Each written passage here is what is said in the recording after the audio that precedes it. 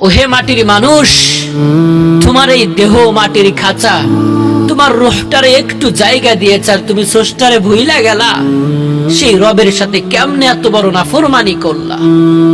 তুমি যখন স্রষ্টারে ভুলে যাও, তোমার রূহ তখন মৃত্যু যন্ত্রণায় ছটফট করতে থাকে, ভয়ে কাতরে ওঠে, আতঙ্কে ছটফট করে।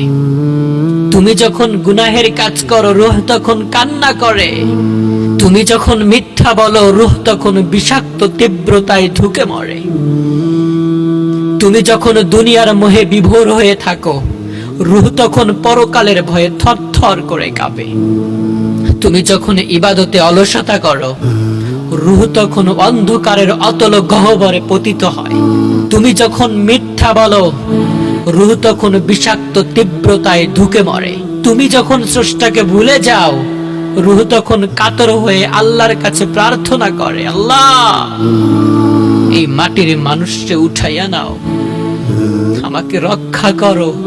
সে আমাকে জাহান্নামের দিকে নিয়ে যাচ্ছে। সে দুনিয়ার মায়া জালে নিজেকে মিশিয়ে ফেলেছে। সে এই ধোকার দুনিয়াকে চিনতে পারে নাই। আল্লাহ তুমি আমাকে রক্ষা করো। এই মাটির দেহ আমাকে জাহান্নামে না নিয়ে ছাড়বে না। আমি বাঁচতে চাই, আমাকে বাঁচাও। এই মাটির দেহের মৃত্যু ঘটাও। এই দেহটাও তোমার ব্যাপারে অভিশাপ দেয়।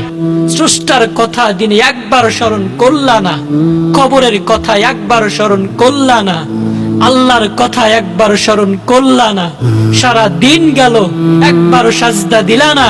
সারা দিন পার করলা, একবার তাওবা করলা না। জীবনে কত ভুল, ভুলগুলোর জন্য ক্ষমা চাইতে পারলা না। মৃত্যুটা এখন হলে কি হবে চিন্তা করে।